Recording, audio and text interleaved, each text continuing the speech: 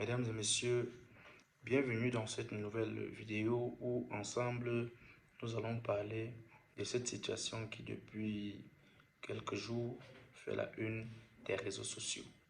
Alors, il nous a été reporté que le papa de notre artiste, la slameuse Lidl, a commis un meurtre dans la ville de Yaoundé. On explique et nous entendons tout simplement qu'il était dans une buvette avec un ami, certainement son voisin, et il s'est arrivé qu'il s'échange de coups de poing après une dispute. Vu sa lâcheté, l'adversaire a dominé sur lui et il n'a trouvé important ou encore possible pour sa vengeance que d'aller tuer les enfants de ce dernier. Alors, il quitte de là tout sale et va directement chez lui et cherche un poignard. Il retourne pour direction la maison du voisin et une fois là-bas, les deux enfants étant dehors, voyant sa façon d'arriver, qui était avec beaucoup de tension, ont fui et c'est-à-dire ils ont intégré les toilettes et ils ont tout simplement bloqué. Une fois sur les lieux, il regarde et ne voit plus ses enfants dont il a vu dès son arrivée. Et il entre vers le salon et directement au salon, il constate que le petit Mathis qui fait le sujet de cette vidéo était confortablement assis en train de regarder les dessins animés. Alors, il prend le petit, voilà la photo, il poignarde le petit. Il poignarde le petit et le petit rend là. Mesdames et messieurs, j'aimerais qu'ensemble, nous essayons de décrypter et de comprendre quel est le bien fondé que notre artiste l'idole trouve dans ce genre d'affaires, dans ce genre d'actes, pour pouvoir, à chaque fois que ce dernier commet un gaffe, aller l'enlever de la prison. Ce qui nous a été donné de constater que c'est cette Lidl-là qui, après chaque meurtre commis, puisqu'on dit il est à son troisième coup, qu'elle est toujours celle-là qui se rend, je ne sais pas comment on dit, à la police ou encore à la gendarmerie pour des quelconques mamailles, comme nous connaissons bel et bien notre pays, le Cameroun. Elle y va et elle fait des mamailles et on le met en liberté. Certainement provisoire, mais regardez ce que le type a fait. Puisque toujours dans les histoires, nous constatons qu'il venait tout simplement de reprendre sa liberté, je veux dire, mais qui, quelque temps juste après, s'est remis à poser un tel dégât.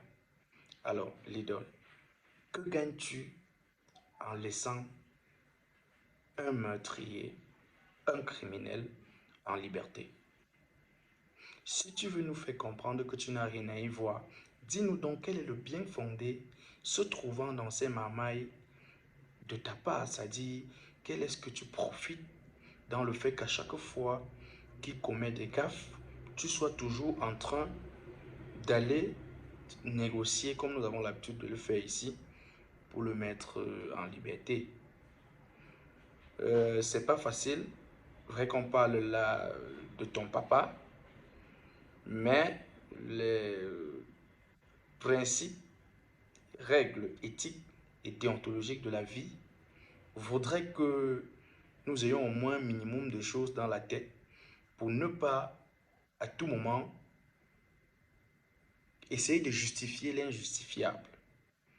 Parce que ton père est un criminel. Ça fait très mal. Je fais partie de ceux-là qui condamnent jusqu'à la dernière énergie ceux qui, de temps en temps, punissent les uns et les autres, se disant que ces derniers adossent comme ça la charge des actes posés par leurs proches ou leurs semblables. Je m'explique.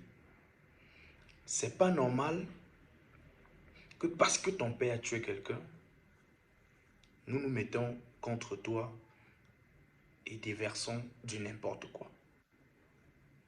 Tout de même, c'est pas parce que ton père a eu un souci avec le papa de Mathis, qu'il se permet d'aller tuer Mathis. Chacun porte sa croix. Imagine-toi un seul instant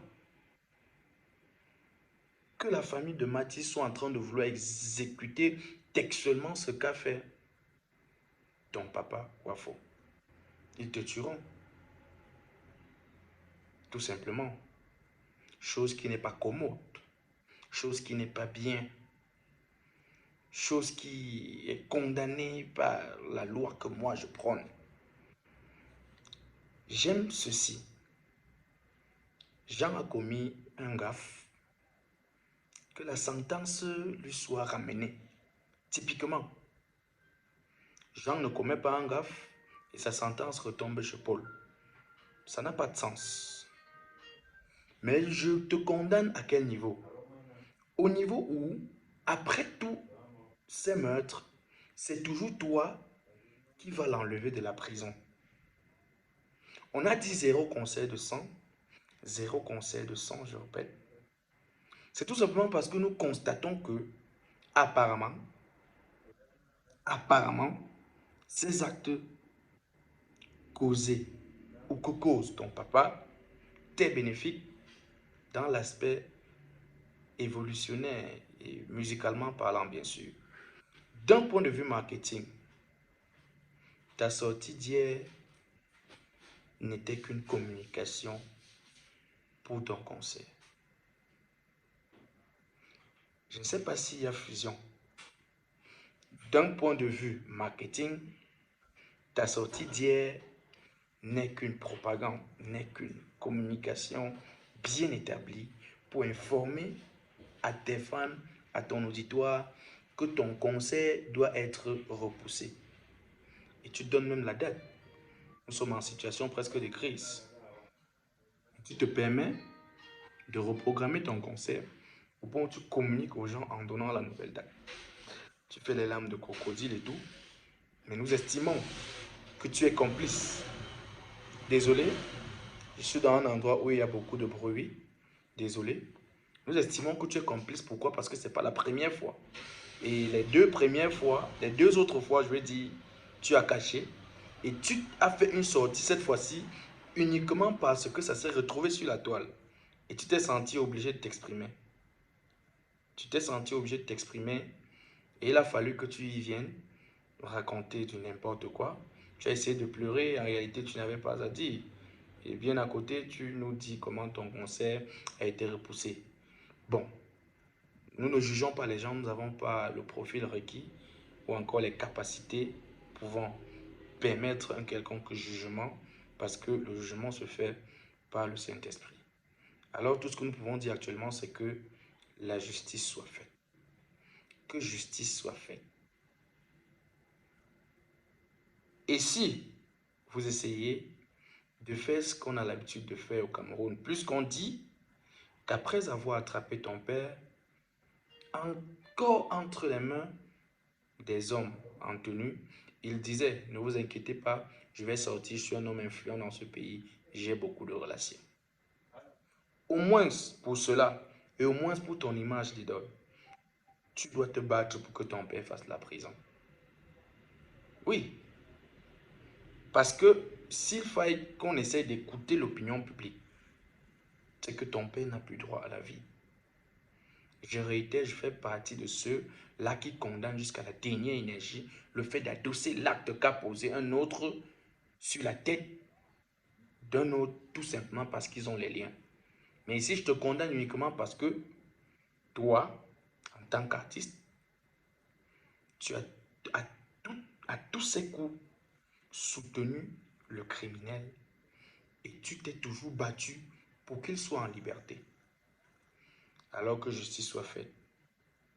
Au cas où la justice n'est pas faite, rassurez-vous, la justice divine existe.